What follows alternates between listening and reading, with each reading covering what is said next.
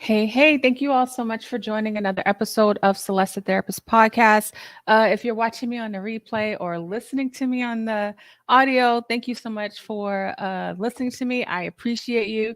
What I do on this podcast is I get to talk to some amazing people that do things to empower the lives of others by sharing their story. But the other thing I get to do is I get to talk about relationships, and um, it's not by accident. There's so many podcasts and blogs about relationships because it gets really challenging. And so I created a segment where people get to ask questions about relationships. And so Jeff Rogers and I get to do this once a month, and I'm going to add him to the stream. Hey, how are you? Hey, how's it going? Good to see you. Good to see you. I think I see you more the last month. Yeah. Yeah, well, you're a very busy woman, and I feel honored that you would even make the time. Shut up. uh, can you let people know your name and what you do? Sure. Yeah. I'm Jeff. I'm an executive coach, trainer, facilitator, all those things. What do I do? What's an executive coach? Basically, I help people get out of their own way, and I teach people how to work with assholes without being an asshole. That's basically what my job is all day. And it relates to relationships because almost everything in life is relationships. It is. And so that's why, whether it's romantic or whether in the next few days you're going to be seeing your in-laws or your baby father or something like that on Christmas Day, it's all, how do I do this in a way where I feel good about how I've behaved and yet I don't feel taken advantage of. Mm-hmm. And when you said to be around assholes without kind of folding, I don't think people realize that they have power to not react. I think sometimes we're so used to reacting off of emotions that we tend to think that it's their problem. Do you find that when you work with people, that's what they tend to say? Well, a lot of problems boil down to someone saying, these other people aren't acting correctly. What can I do to make them act correctly? Right. And then it's in the end, it's what you really could do. Yeah. To change how you behave. But I shouldn't have to because I'm right and they're wrong. You go, well, you live in the world you live in, so you could be effective, or you can be right and angry, or you can be effective. Yeah. And we could keep saying we shouldn't have to, and then nothing changes, and then we just still feel stuck. And I think that's the point that's important. Exactly. Because I shouldn't have to do it. I did it last time. And so up and Jasmine Irvin says, oh, I need this. I definitely reacted at work today, and now I'm mad at myself. Right? That's the sucky part when we get mad. I've been there. Exactly. Hi, Jasmine. I've definitely been there. Okay, so we are going to start with these questions. And so for people that are new here, people actually go onto the website and write in their questions. So I don't know who writes the questions, but we put them up on the screen. And Jeff, it's the first time he sees it, and I've obviously seen it. So the first question says, how can I build strength to have separation from my family? The last 2 years, I have been on a healing journey and realizing how dysfunctional my family can be.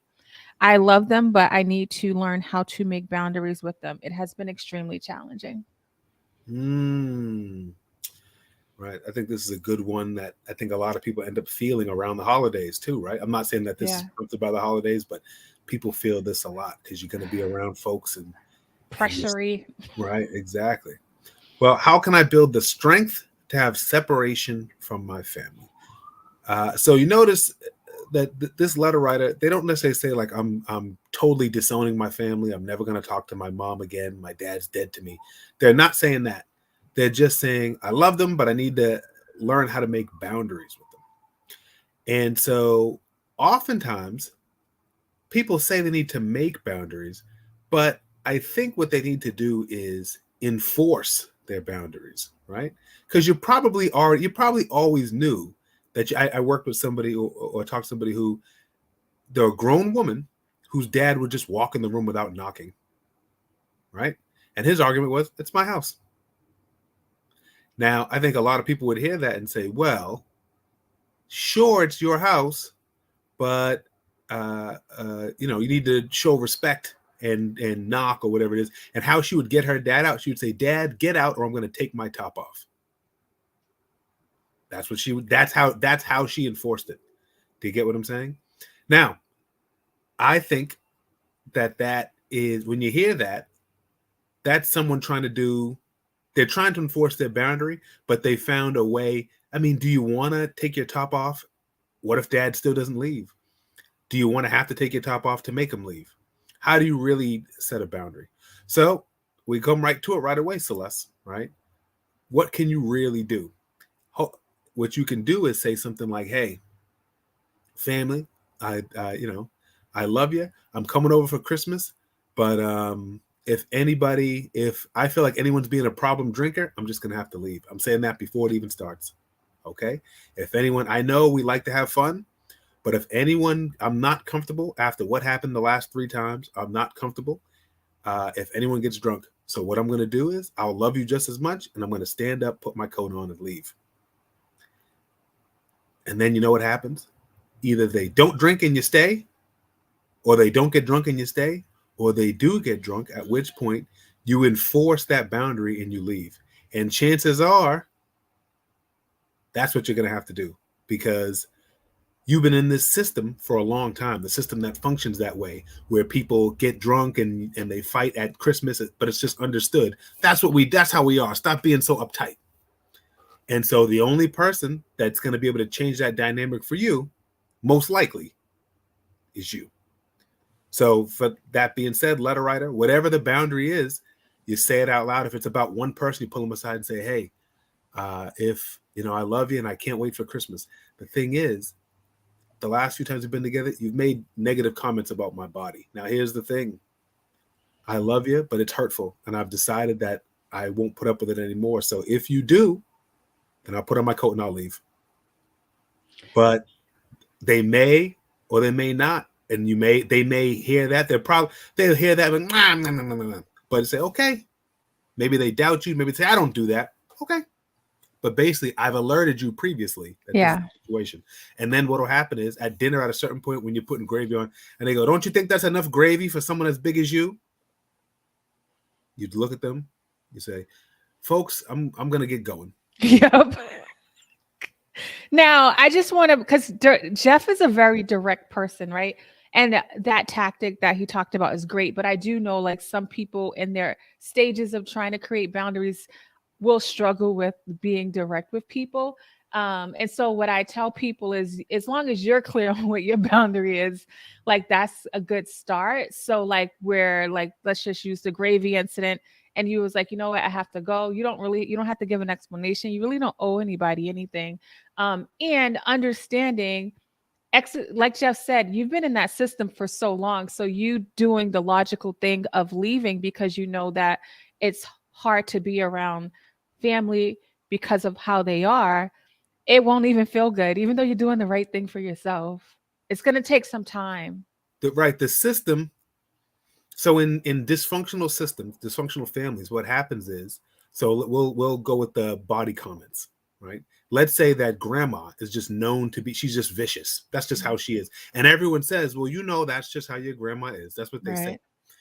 And so the family has a hierarchy, and the hierarchy looks like this. It is ruder to push back on grandma's comments than it is for grandma to eviscerate you in front of everybody. It's more against the rules for you to say, "Grandma, don't say that to me," than it is for grandma to say, "Your baby's ugly," right? That's what the family dynamic is. And now that you're in the family, you like adhere to those rules too. And so it does take strength and courage to say, "I've just decided I don't have to live by these rules, and I won't." Just like when, whatever it is, when you move out on your own and there's something that they did at the house you grew up in, but you realize, "I'm not doing that no more." I mean, something like, just as an example, my father he sleeps with the window open, like even in the winter, whatever it is, sleeps with the window open. And I don't have to do, like, he like believed it. It's hard to say why, but he like believed in it. It was important to him. But that's how you get to live. But I don't have to do that. I can close the window if I want. The window doesn't have to stay open. That's that. In that same way, y'all let grandma say that to you, but I don't let her say it to me.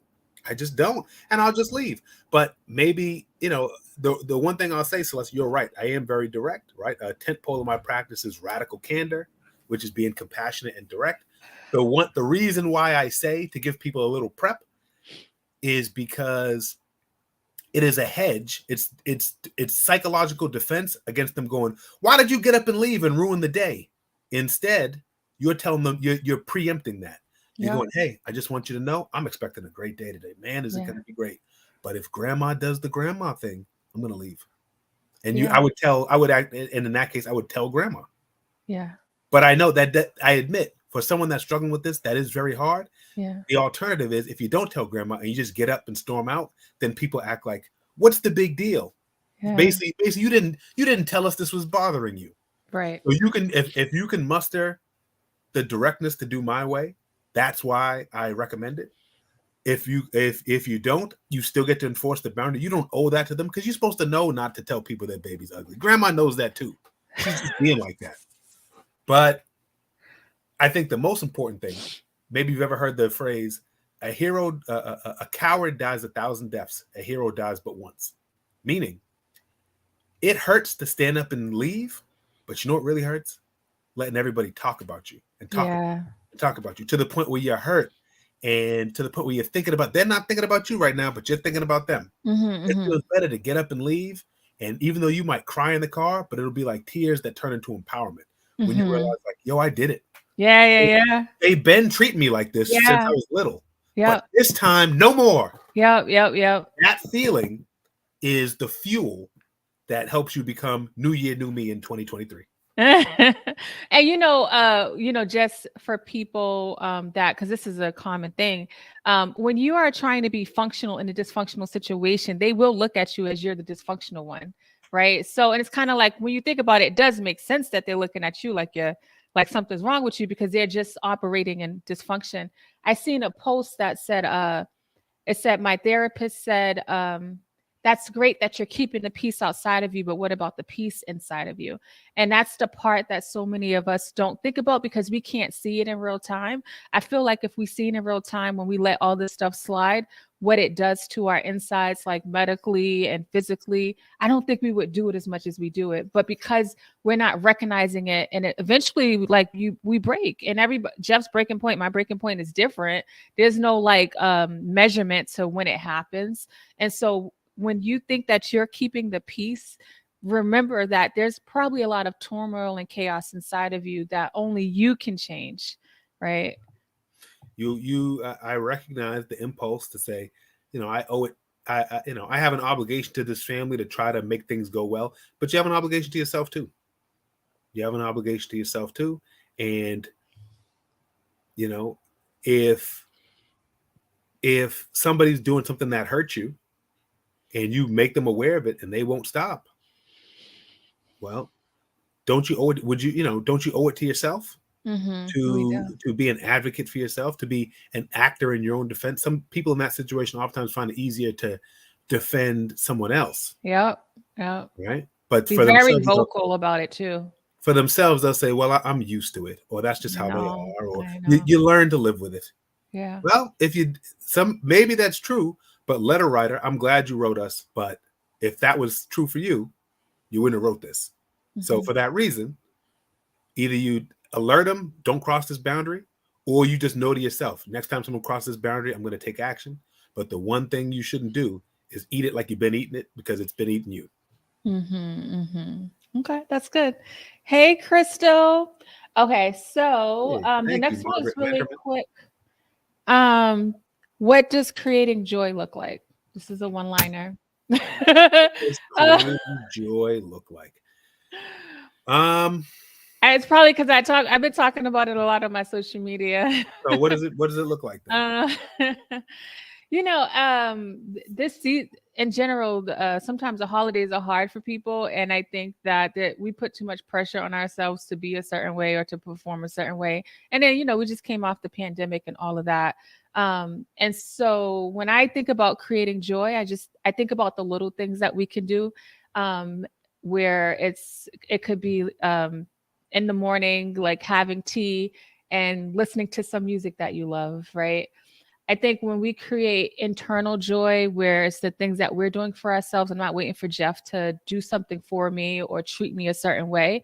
It looks different. And so it doesn't have to be about money. You know, I hate that the mental health industry has been taken over by so much, I don't know the word I'm looking for, like marketing, like selling, right? And so I And think monetized. monetize, thank you, that's the word. And I feel like people look at joy as where their money's connected to it. And don't get me wrong, I want to be clear that even like J. Cole said, money's not everything. It helps, but it's not everything. So like to pay our bills and our necessities, but then I think just the joy part, there are people in third world countries that don't have nearly as much as we have, and they have a lot of joy. And why do you think that is, Jeff? Well, there's actually something called the hedonic treadmill, hedonic, hedonic, the happiness treadmill. And so they did a pretty cool study, right? And they took people who were recent quadriplegics. They recently lost the use of their body, you know, basically below their clavicle, and recent lottery winners. And then they asked them, you know, within like a month, how happy are you? And as you could imagine, the people who won the lottery would say very happy. And the people who were recent quadriplegics say not that happy. Then they asked them 5 years later. And you know what happens? Their happiness goes back to a baseline. So it's like, they both feel like, you know, 7, right? Other examples of this, you know, life in prison. We know American prison's pretty brutal, right? You get life in prison be pretty bad. But you know something? Very few prisoners kill themselves. Even if they have no possibility of parole. A few years into it, they build a life. Last example I'll give, American slavery lasted for 246 years. But it's very unusual for an enslaved person to kill themselves. That's because people find joy and purpose in their life, no matter what their life is, basically. So that's whether you're in an impoverished nation or whether you are the richest person in the richest country, right? That would be Elon Musk here or something like that, right? You'll never be a permanent 10 in happiness every day, but also if you are able to kind of focus on your purpose in life,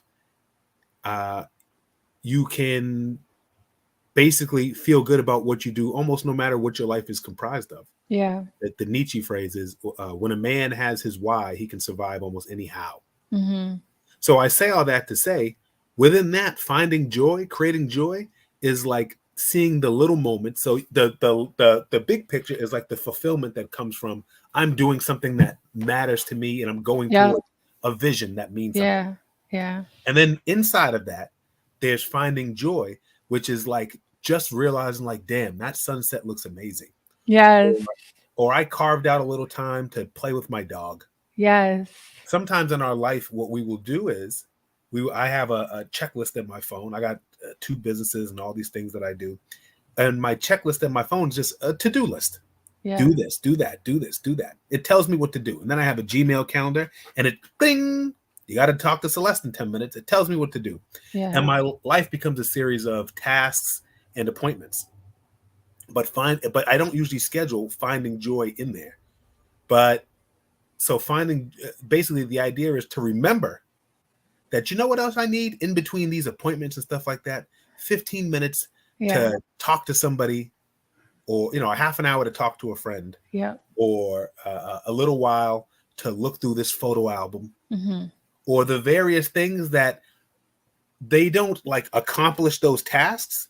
What they do instead is they refuel the person who is expected to do these things. Right? You look through that photo album and you say, oh man, we had some times, didn't we? And then you get back to, okay, time to pick up the kids from soccer or whatever it is.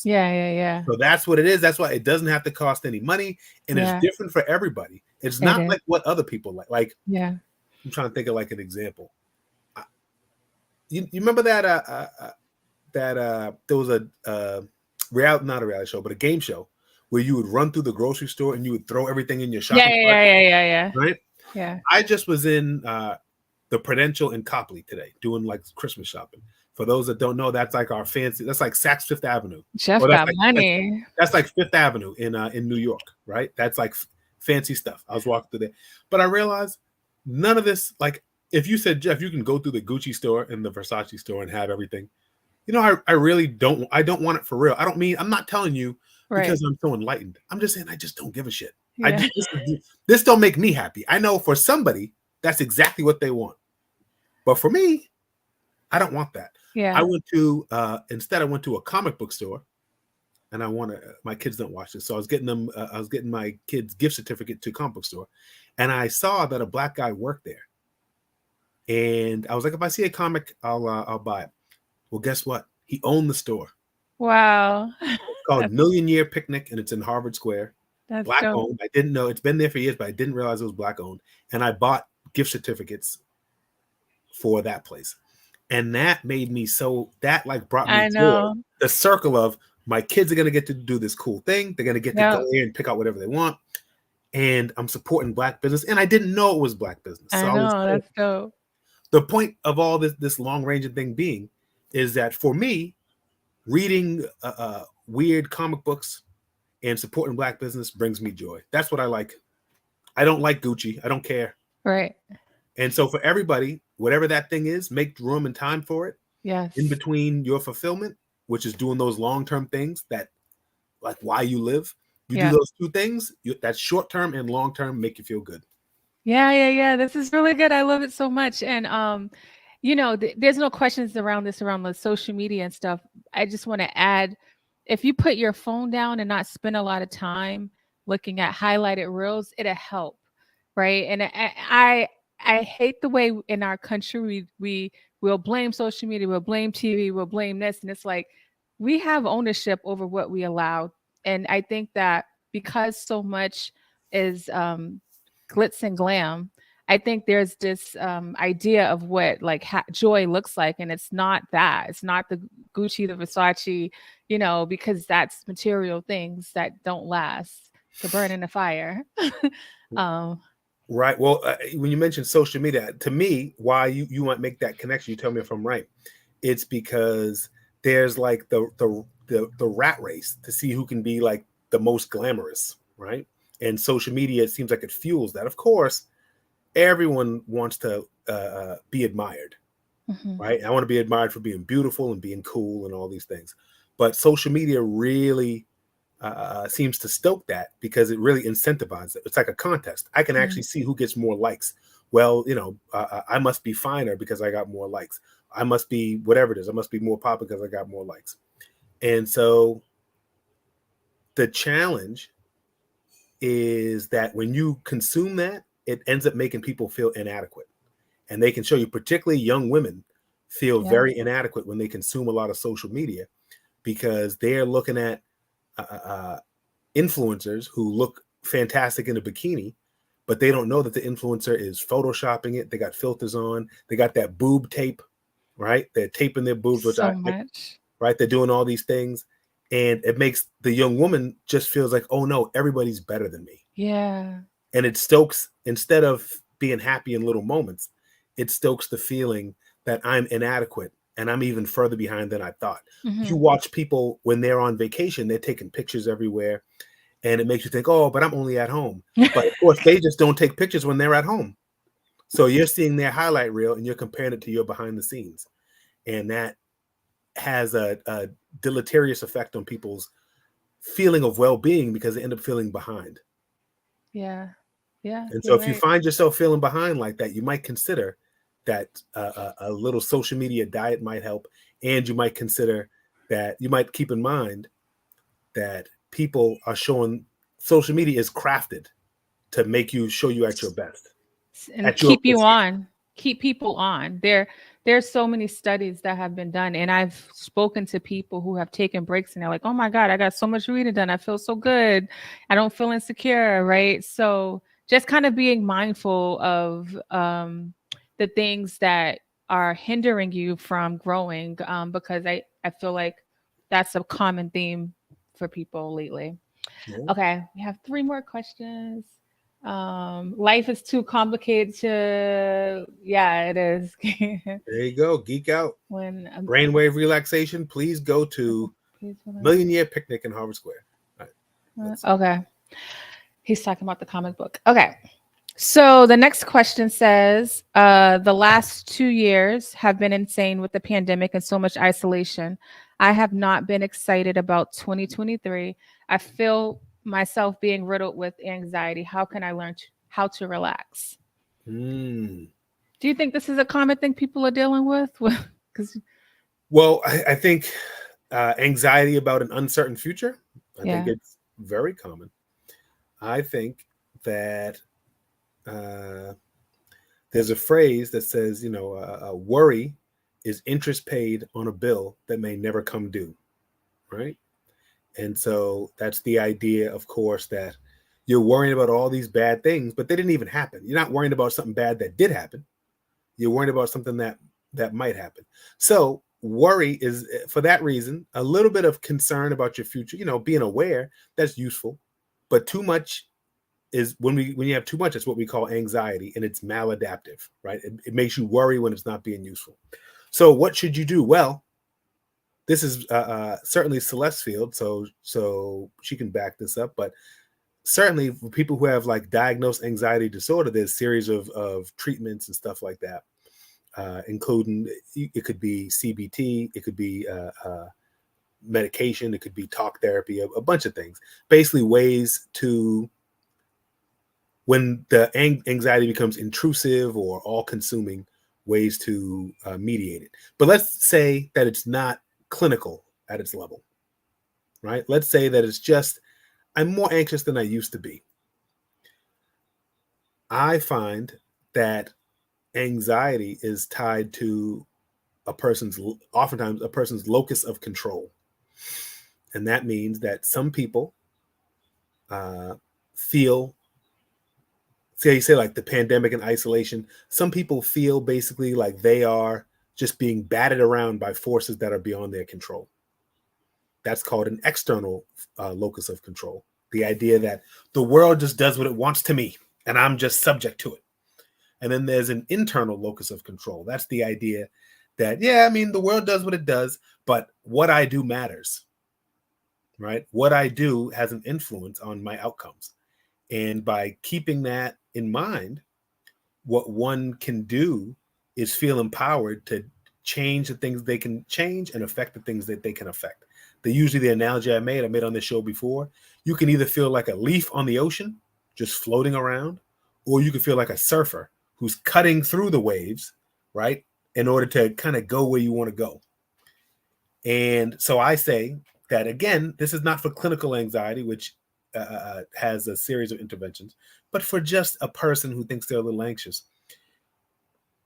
When you can look at the scenario and say, okay, what's the best that could happen? What's the worst that could happen? You lay that out, right? Let's say I'm going to go on a date.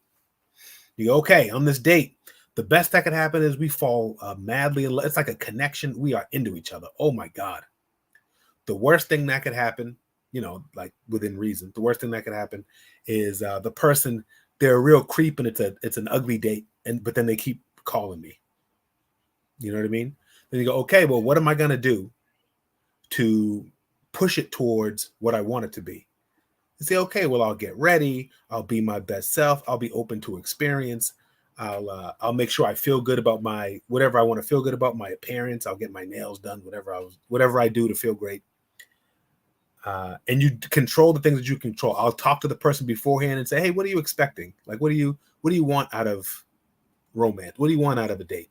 So that we were on the same page. Do you get what I mean? You do the things that you can do. In the end, you can't control if when you meet the person, they go, so you know about the lizard people, right?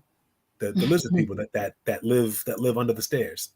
You go, all right, well, I did what I can do, but this person is a lizard people believer, and I'm gonna moonwalk out of here. But being paralyzed almost guarantees a bad outcome, right? That's the difference. If you just say, I'm so scared, I can't go, I can't do, I just hide in my room, let's say. Well, that guarantees that you're not getting what you want out of life. Yeah. Yeah. What do you think, Celeste? No, I like that. And then one of the things that brainwave relaxation says is what triggers the anxiety. And I think about the idea that the last 2 years have been really hard, right? So logically, it makes sense why you feel that way, right? But as to Jeff's point, looking at what's within your control, even when the pandemic started, remember like I was in the same predicament as everyone else trying to walk people through this shit. Like, the fuck am I gonna do? Um, yo, I was like, whoa, But we right? did get through it. We did But get through. we did get through it. And I didn't know what was going on, but what I do know is that the brain operates well with structure. And so helping people like re-look at what structure looks like and what they have control over. I literally what Jeff said is what I talk to people about doing is just and so like with this idea of 2023 is coming whether we want to or not, right?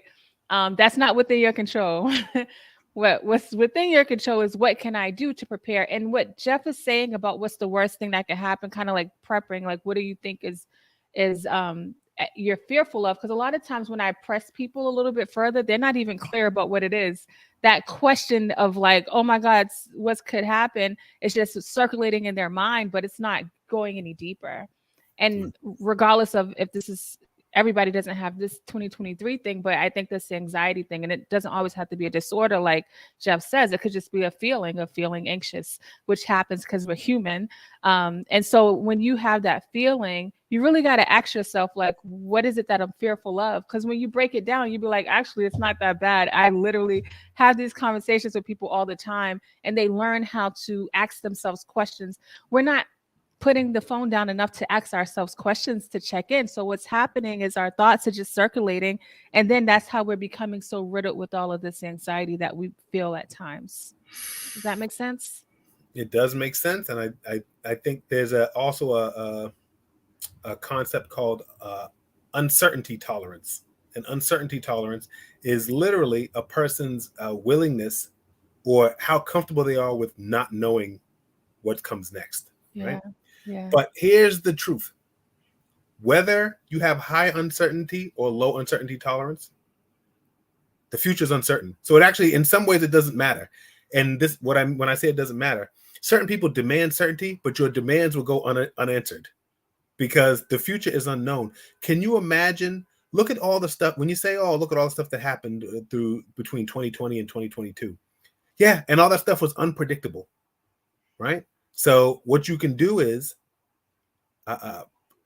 work on yourself and feel like I am the best I can be to handle whatever comes, right? I'm going to go on a job interview, right? I really want this job. It would be a 20% raise and it's closer to my house and I can pick up my kid from daycare quicker and it's good in every way. And then people go, oh, but what if I don't get it? What if they hate me? What? I didn't. No. Instead, you go, all right, I'm going to prep. I'm going to read the website. I'm going to print out my resume, even though that's kind of old school. I'm going to, I'll call my friend who's a hiring manager and we'll do a practice round. I'll pick up my clothes from the dry cleaner, not the day of, 2 days before. I'll do this, I'll do that. So that by the time you say, I've done everything. Basically, if they don't hire me, it's because y'all are stupid. Mm-hmm, mm-hmm. Right? That's big. You don't hire me, you fucked up. Yeah. That's where you want to be. And so you do you stay focused on that, what I can handle, what I can do. That's the same way I would have that same recommendation in the zombie apocalypse. No matter what it is, this is the way to live. I feel very strongly about this. This is the way to live, where you just go, certain things in the future are not known. But one thing that's known in this zombie apocalypse, we're going to need clean water. So I'm going to set about doing what I can do to get clean water. I'll try to locate some bottled water or go and find Poland Springs, whatever we're going to do, because I know one thing in the future, I'll need water. Right, right. So it's about the prep. And just so like for people, I could get very anxious. I love speaking. I love the things that I do, but then I'll feel anxious. And what I do is I talk to myself. I was like, okay, what are you anxious about? You're prepared. You're blah, blah, blah. And I like literally will pump myself up. So, it's important. Like we can be our biggest motivator, right? And the motivation doesn't come natural. It's something you have to be intentional about. In order to be intentional about, you got to understand what you're struggling with. or you can just be your biggest bully, where you have all this noise that's creating this feeling of stuckness. Like the stuckness that people feel is, it's not because of what's outside of you, it's really what's inside of you. And I think when people begin to understand that and make steps to change, they really start to see the power that they have. So, and I use this because, you know, as Celeste said, when we come into the show, I haven't heard these questions for real. Right? I haven't heard them. So what if somebody asks something that I don't know? Or what if this or what if that happens? Listen, I know that I do this. I know that I'm thoughtful and I care. And I know that I have a partner on this show who does this and is thoughtful and cares. And I know that together, even though I don't know what people want to know, I know that we are very likely to be able to point people in the right direction. And if we can't, then we're also humble enough to say, you know what? I don't know what to do about this one. I don't think we've ever done that. But if something I really didn't know, that's what I would say. You know what else?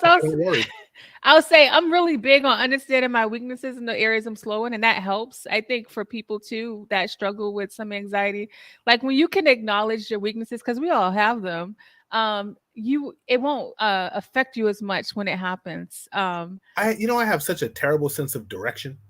It's very like unmanly. But if we're driving and I go like, is it left or right? If my heart tells me it's left, it's definitely right. I'd be wrong. I'm like an anti-compass. It's amazing. It's amazing how poor I am at it. And you just got to know that, like, all right, dog, I'm not going to show off with my navigation. It's just not my gift. Right. You got to know what you wait. So yeah. Okay, cool. I love that. All right. The next one is, this person says, I would love to hear your thoughts on it. If it is possible to start a relationship while you are in the process of learning how to love yourself. It's surely possible to start a relationship. I'm gonna go ahead and say that the implicit question is a healthy one that will be good for you. Do you think that's what they mean? Because certainly you can start one without loving yourself, right? Certainly. It happens. It happens every day. It happens every day. I think I'm interested. I wonder if me and Celeste will be in the same place. I think that you can. I don't think you have to be complete before. I think you get to be a work in progress and still find companionship. What I think you must resist is saying, and now I've got this other person to complete me. You must have the vigilance to say that no matter what happens, whether this relationship works out or not, I have a separate foundation. We're not merging our humanity, if that makes sense. We're partners. We're not becoming one person. And even if they don't love me, I will still love myself. If you can do that, you can do it. What do you think, Celeste? Yeah, I agree. It's definitely possible. I think it's a matter of like, how can I be intentional on making sure I'm balancing it out? Because whether or not you're on a journey of loving yourself or not, when you get into a new relationship, all of the butterflies, all that other stuff happens, and people that do love themselves could forget about the fact that they're doing these things and independent, and they become so dependent. They can become dependent regardless of the journey you're on. So it's really a matter of like, how can I make sure I'm still prioritizing me and still I'm not putting myself on the back burner? And it's not even like the partner is telling you like, don't go to the gym anymore, or stay up all night on the phone with me and talk and then be late for work in the morning. Right. So it's not like the partner is saying that, but it's more so you're so infatuated.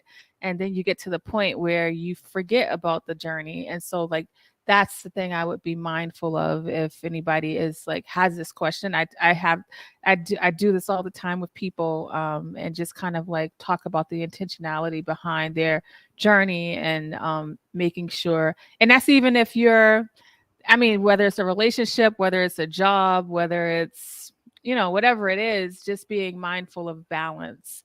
Yeah. The good news and the bad news is that you're going to be learning to love yourself forever. Yeah, that's true. It ain't like a one shot. It ain't like shot. Right. Well, I'll know one day I'll be like complete. Right. And at that point, you're kind of more being a person's kind of more like if anyone owns a house, like it's always something. The water heater's going. You love the house. You live there. It does what it does. It keeps a roof over your head. It keeps you warm. But goddamn, do these windows really need replacing already? That's what it's like to be a human being. You're working out, but now you're messing up at work. You stop working out so that you can put in extra time at work. But now You're feeling miserable you're because feeling the miserable. endorphins, you're not getting those endorphins Right. anymore. So you find a new way to handle that, but then next thing you know, your mother's saying, we don't talk anymore. Yeah. That's what being a human being is like. Yeah. People say, when someone says to me, they say, I'm going to do X, Y, and Z when things settle down. I say, okay, good. That means you're never going to do it. It's true. Because things don't settle down. Your life is going to feel like chaos forever. If you get money, it'll feel like chaos. If you're broke, it'll feel like chaos. When you're that chilling, it was over since you've been like 8, where it's like open days full of nothing. Some people didn't even have it when they were 8, but right. It's over. You're gonna feel like you got a bunch of stuff coming at you forever. So you just have to do it. Yeah, create it. Yourself is one of those things. Yeah, like creating that time. Whether you become, even when I became a new mom, I literally prepared for it. I went through in vitro, so like I was clearly ready, and it just changed the dynamic of me, and just I definitely like lost myself because I was never a mom before, trying to do the mom thing, the partner thing, and so that's what I mean. Like when it comes to loving yourself. And this question is talking about relationship, but with everything you do, trying to like balance that out as much as possible, even if it's like 20 minutes a day, giving yourself something is so important when you are adding things to your life. It's really important. Yeah, man. You got to learn. You got to do it all at once. So you might as well do it now. All right, last question. All right. I'm putting up the last question. It says, oh, this is a little long actually. Can I put it up? Okay, yeah. I feel stuck everywhere in my life. My job is no longer fulfilling. I'm miserable in my marriage. I have retreated from my family and friends, and the worst part is I don't know how to articulate what I'm feeling to even ask for help, which is hard for me to do anyway. What do you suggest I do first to get unstuck? Well, first of all, I feel like I understood this question. And I feel like this is also the longest question we got today. So you're clearly articulating. And I would say that this is an ask for help. Wouldn't you say, Celeste? Yeah, 100%. So what if you put this in a Word document, printed it out, and then asked the same thing of a therapist and or a mental health professional? What if you did that? Seems like you'd know how to do that, letter writer, to me. Now, why would I say start there? Why would I not say first, quit your job, break up with your marriage, and disown your family and friends? Well, those seem pretty rash when we're not even sure that any of those is upstream enough, right? We don't know. Those might be leaves that are wilting because the roots are being poisoned. What is the root? You say you don't know. I know, me and Celeste don't know. Therapy would largely be talking to somebody who would help you figure that out, right? Or make your own best determination. What do you think, Celeste? Yes, I think therapy would be good. And I do understand the how hard it is to like open up to a therapist, and I've had people who started the intake for my sessions and like on paper and was like, I can't do this. Like I'm realizing I'm not ready. And this person is saying like asking for help is hard. But the fact that you wrote in is, I mean, you probably listen all the time, so you felt comfortable, and it's anonymous, so that's dope. So, when we're feeling stuck, right? Feelings change. And the reason why you retreated from your family and friends, it feels like maybe it's some depression or because of how miserable you feel, or it could be because something's going on with your family and friends. I don't know. But what I do know is how we feel. That's what our brain starts to look at, right? It starts to look at things in that way. So if I'm feeling miserable, I'm going to struggle with Jeff. I'm going to struggle with my kids. Like I'm going to struggle with people because my brain is looking for misery, right? Misery loves company. It's real. And so when you think about how could you start if therapy isn't an option, there's support groups that you don't even have to turn on your camera. There's NAMI. where they have different groups that can help you process things where you don't have to talk. You can just like listen. I would definitely look into thinking about talking to your doctor too, because the whole miserable, feeling stuck, retreating from family and friends, the worst thing you could do is isolate when you're in the state. Because when we're isolated, then we start believing the lies that our mind is telling us. And so again, if therapy is not an option, if you have somebody that you trust, something you can do anonymously online. Tell me if that makes sense what I'm saying, Jeff. It does. Could you say what is NAMI? Oh, National Alliance of Mental Health Illness, but they have like support groups online. It's like a national organization. I just named that because it's national. Every state has a chapter. So your state, whatever state you're in, the state chapter, you can go and Google NAMI and it'll come up. If I'm assuming this person's in the United States. But even like I recently was diagnosed with an autoimmune disease called sarcoidosis. I literally went online and Google support groups for sarcoidosis just so I can like learn about it. And because it's new, I don't know nobody else who's dealing with it. I went into action mode because I understand the importance of support when you feel alone. And so for you, letter writer, it's really important not to isolate like that. When you talk about how do I get unstuck, don't isolate. And if you have retreated from your family or friends because you feel miserable, and it's not because of no beef or nothing, I would definitely try to engage with them so that you can like get something opposite than what's happening in your mind. Does that make sense? It does. And so I like the idea of therapy. Celeste notes that maybe that's a bridge too far, or maybe that's not an option. So you could go to support groups, things like that, that's anonymous online. Because again, when you say, I don't know how to articulate it, this is pretty articulate. I Yeah. think it might be more, I have some mix of embarrassment, shame. Basically, I don't want to put my face to this feeling. Right. But I'll also give you something that you can do tonight. Okay.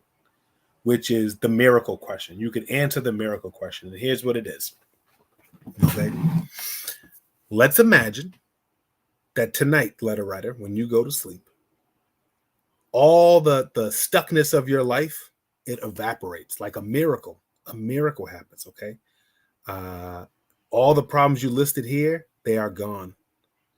But nobody tells you. Instead, you wake up and notice. You notice that you have this that you have this life that's now ideal instead. What does that look like?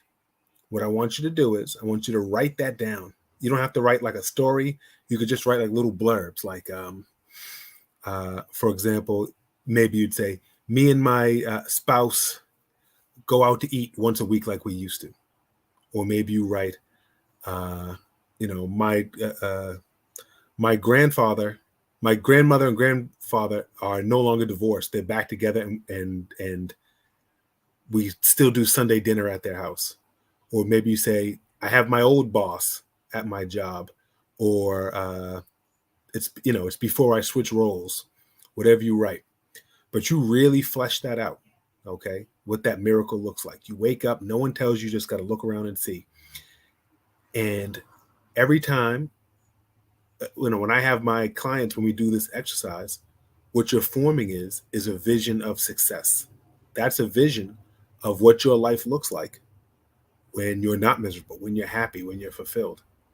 And then when you know where you are now, and then you have that vision and you just figure out, okay, what am I trying to get to? And that might help you figure out what it is.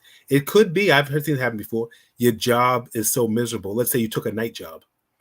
So now you and your spouse are on separate schedules and you don't even have, we used to do things together, but now we don't. And our marriage is suffering. Or, maybe the family pet passed away and your other spouse is taking it hard. Your spouse is taking it hard. And so the house is joyless and it's also depressing for you. I don't know what it is. The point I'm making is you'll be able to compare that vision that you want for yourself of what that ideal life looks like. You'll be able to compare that with where you are now and maybe have some idea on how to move forward. But I'll say, again, in this case, whatever it is, You can do this exercise alone, but I don't think you can do this alone. Yeah. So do the miracle question alone, but talk to somebody. You're articulate. You did a good job You here. did a really good job. So you can do it. Again, the lies, sometimes our mind tells us all these lies, right? And I don't know the root of the problem. I don't know your story. And I know a lot of times, earlier in this episode, I was saying like over time, if we just stay in a state of the way we are, um, we can feel like we're breaking, right? And a lot of times people know how to survive well, like the things that we've done as children to get through hard moments, we do it well. But then when life happens with marriage, job, kids, and just life, it gets harder to just operate the way we operate, and the miseries, it's there, but it's always been there, but we've been masking it in different ways. So one of the things I also want to share with you, letter writer, is do I see it here? A feelings will, but I thought I pulled it up, but I don't see it. But um if you Google feelings will and look at that too, and try to articulate and name a feeling, right? And when you name a feeling, I feel whatever, why am I feeling this, right? And even if you can't answer it, start the process of doing that. And for people listening who may not be in the same specific situation as this letter writer, this idea of feeling stuck, the suggestion Jeff gave is great for anybody to do, to look at it that way and see how you can work towards that. Because being able to like say what you want, because sometimes people will complain about something. I was like in a relationship, I'm like, okay, so what is it? What would make it better? What would make it right? And then they'll be like, I don't know. I said, but you're complaining about it. So, and a lot of times people really haven't really articulated what they want out of that situation or out of that job or out of that relationship. And so like working on articulating that may even weed out, like maybe that's not even the issue, right? But you won't know that until you sit down with yourself to understand. Does that make sense? It does. There's 1,000 things you don't want, right? If someone goes, I'm cold, it's too cold in here, I'm cold. Okay, I'll throw gasoline on you and then light a match. And then you won't be cold anymore, right? That's not really what you mean. What you mean is I want to be warm. Right. Perhaps a sweater or a blanket, or we could turn the heat up. Right. Right? There's a few things you want to warm up, and there's a million things you don't want. Right. And so focusing on what you don't want, that list is too long. Yeah. So that's why the miracle question, I go to bed tonight, I wake up, all the issues that I listed, they're cured like a miracle, but nobody tells me. Instead, I have to notice. What do you notice? Write it down, make a list, and from there, you'll have an indication of where you're trying to get, not just where you're stuck at. Yeah, that's really good. And you start to feel actually more powerful, right? Because when you think about your goals, really the joy is in the journey of these moments that we're hitting different marks. And so if you don't have anything you're like working on, the misery will get stronger and stronger. So it's a powerful thing to write down what you want and make it plain, even if it's not going to happen tomorrow. When I was struggling with a lot of bill collectors calling me and I was ignoring it, I felt so riddled with so much anxiety. Once I called them one by one, created a plan, I'm telling y'all, I was like breathing better. My credit score was still low, but your girl was feeling herself because I had a plan. Your elevator wasn't on the top floor, but it was going up. And that's all that matters. As long as the elevator's going up, it feels good. The truth is, if you don't know your destination, every direction is the wrong way. Yeah. And that's coming from a guy who cannot, has no sense of direction. How do we wrap it up? This is our last episode of 2022. New year, new me. From now on, Celeste and I, we want y'all to know that this is going to be new year, new us. And so from now on, all of our episodes are going to be about how you too can become an influencer for only the low price of $19.99 a month. That's what usually happens at the end, right? Right. Like and smash that like button, subscribe, and you can. Our next guest is Kanye West and Logan Paul. You know, we got to hit you with the money. Shameful. Folks, have yourself a merry, happy holidays. No, tell me, like, what do you, the common theme? You always do that at the end. I gotta say the common theme. Like, what do people have in common, or what did all these letter writers have in common? Yeah. I think a lot of them are they're to the point where they know what they didn't want, but knowing what they did want is the next step, right? That person, they know they want to separate from their dysfunctional family, but they didn't articulate a positive vision. What will I do instead? This letter writer knows that they currently feel stuck, but what are you going to do instead? And so if you can articulate a positive vision, you have something to drive towards. And that's when I say positive, I don't mean don't be negative. I mean, literally, you have to pick something that you do want. You got to put an address in the GPS. It is not possible to navigate by just saying where you don't want to be.